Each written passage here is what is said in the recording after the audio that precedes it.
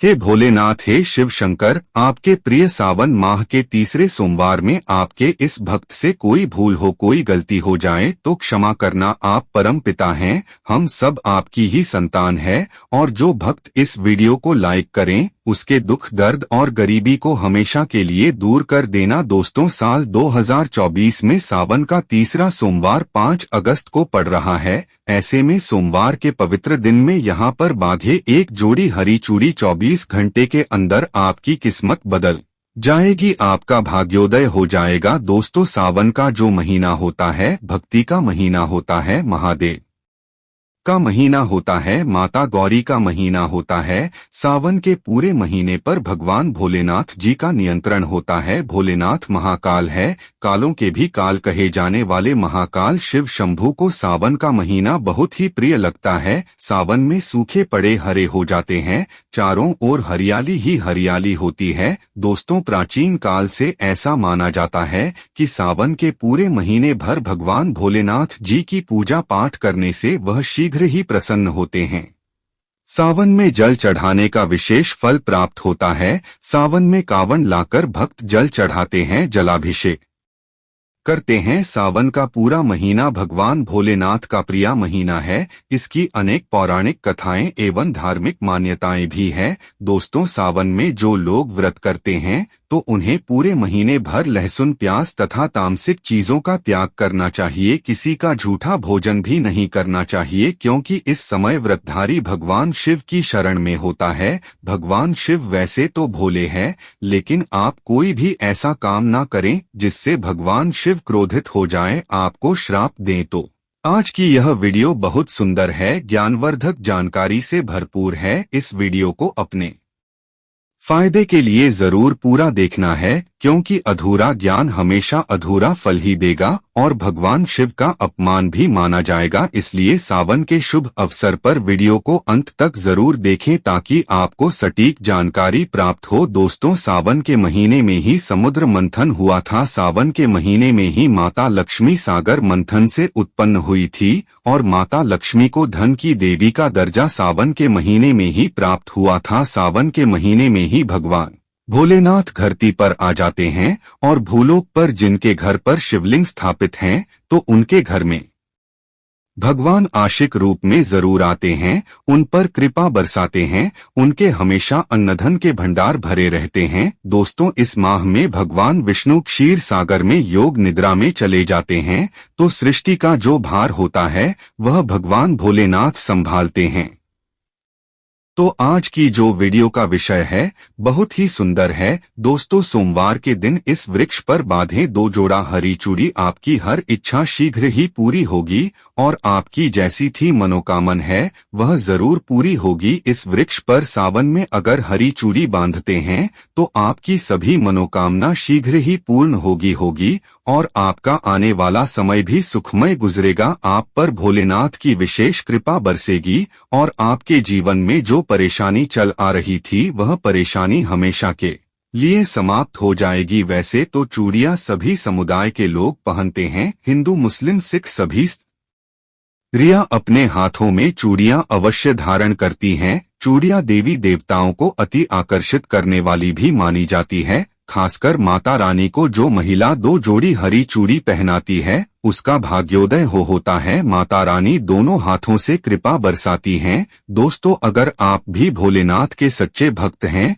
तो comment box में श्री शिवाय नमस्तुभ्य हर हर महादेव जरूर लिखना। दोस्तों, भगवान भोलेनाथ जी को यह 3 वृक्ष बहुत प्रिय है और इस वृक्ष की पूजा करने से शिव पूजा करने का ही फल प्राप्त होता है। दोस्तों, इस वृक्ष के बारे में शास्त्रों में यह भी कहा जाता है कि मनुष्य जाति के जन्म कल्याण के लिए स्वयं भगवान भोलेनाथ एवं माता पार्वती इन वृक्षों के रूप में भूलोक पर अवतरित हुए थे, अर्थात भूलोक पर जन्म लिया था। तो आइए जानते हैं सावन में हरी चूड़ी का महत्व। दोस्तों, हरा रंग सौभाग्य एवं उल्लास एवं खुशहाली का प्रतीक माना जाता है, जो मन को शीघ्र ही आनंदित करता है। हरा रंग प्रकृति का स्वरूप है और माता पार्वती स्वयं प्रकृति है एवं भोलेनाथ को पुरुष माना जाता है। दोस्तों, हरे रंग का उदाहरण कुछ इस प्रकार से है, जैसे सावन में भगवान शिवजी को चढ़ाएं जाने वाले बेलपत्र धतूरा भांग हरे रंग की होती है।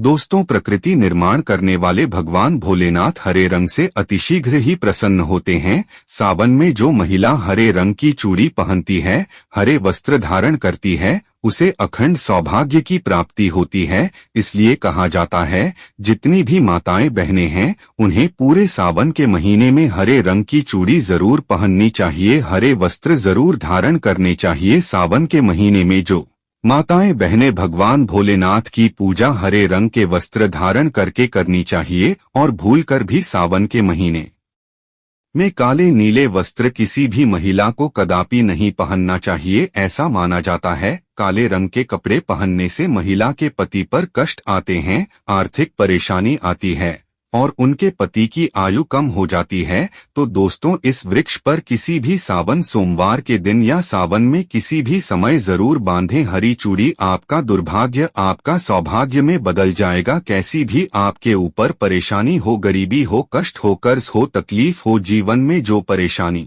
हो, वह सारी समस्याएं हैं, वह समाप्त हो जाएगी। दोस्तों, केवल एक ही सोमवार के दिन अगर आप यह उपाय करते हैं, हरी चूड़ी इस वृक्ष पर बांधते हैं जो हम बताने वाले हैं, तो आपके जन्म जन्मांतर की गरीबी भी मिट जाती है, कर्ज से छुटकारा मिल जाएगा। एक ही सोमवार के दिन यह उपाय करने से मनोकामना पूर्ण होगी। तो दोस्तों, वह वृक्ष कौन कौन से हैं, आइए जानते हैं। प्रथम वृक्ष है शमी का वृक्ष। शमी के वृक्ष के बारे में ध्यान से सुनिएगा। तो शमी का वृक्ष माता पार्वती का एवं भगवान भोलेनाथ जी का मिलाजुला रूप कहा जाता है। इसलिए दोस्तों, शमी के वृक्ष को उमा महेश्वर वृक्ष भी कहा जाता है। पूरे सावन भर शमी के वृक्ष पर माता पार्वती एवं भगवान भोलेनाथ जी का वास माना जाता है। सावन के महीने में गोधूली बेला पर प्रदोष काल के समय अर्थात दोस्तों जब नहीं दिन हो और ना ही रात अर्थात संध्या काल के समय, तो इस वृक्ष को संध्या काल के समय में गोधूली बेला में या फिर प्रदोष समय में इस वृक्ष को छूने से पाप दोष कष्ट एवं परेशानी समाप्त हो जाती है। दोस्तों, सावन के पवित्र महीने में अगर शमी वृक्ष के झाड़ पर आप कच्चा दूध चढ़ाते हैं तो भगवान शिव शीघ्र ही प्रसन्न होते हैं एवं माता पार्वती का ढेर सारा आशीर्वाद आपको प्राप्त होता है। तो आपको धन गुण एवं परम शिव तत्व की प्राप्ति होती है। दोस्तों, इस वृक्ष को छूने से पाप तत्काल नष्ट हो जाते हैं। कैसा भी आपके जीवन में पाप हो दूर हो जाता है। तो आपको करना क्या है, इसे बहुत ही उत्तम कहा गया है। माता लक्ष्मी को भी बेल के वृक्ष का अवतार लेना पड़ा था। मैं इसके बारे में भी एक कथा भी आपको बता दूंगा। तो आपको सावन के पवित्र दिनों में बेल के वृक्ष के नीचे हो सके तो घी का दीपक जरूर जलाए। घी का दीपक बहुत ही उत्तम कहा गया है। अन्य वृक्षों को जैसे आपने मक्खन बताशे का भोग लगाएं, बेल के वृक्ष को माता पार्वती तथा भगवान शंकर का स्वरूप ही कहेंगे। इसमें समस्त तीर्थ आकर के निवास करते हैं। इसीलिए सावन के महीने में कहा जाता है, जो लोग अगर तीर्थ धाम नहीं जा सकते, तीर्थ के दर्शन नहीं कर पाए, तो ऐसे व्यक्ति को बेल के वृक्ष के नीचे सावन के पूरे महीने तक घी का दीपक जलाना चाहिए। तो आपको संपूर्ण जितने भी तीर्थ होते हैं उनके दर्शन के बराबर पुण्य की प्राप्ति होती है। इसलिए सारी जानकारी व गुप्त रहस्य आपको बताता हूँ, जिससे आप सभी दर्शकों को कल्याण हो, आध्यात्मिक उन्नति हो। सभी को धन की जरूरत नहीं होती, किसी को पुण्य की प्राप्ति की जरूरत होती है।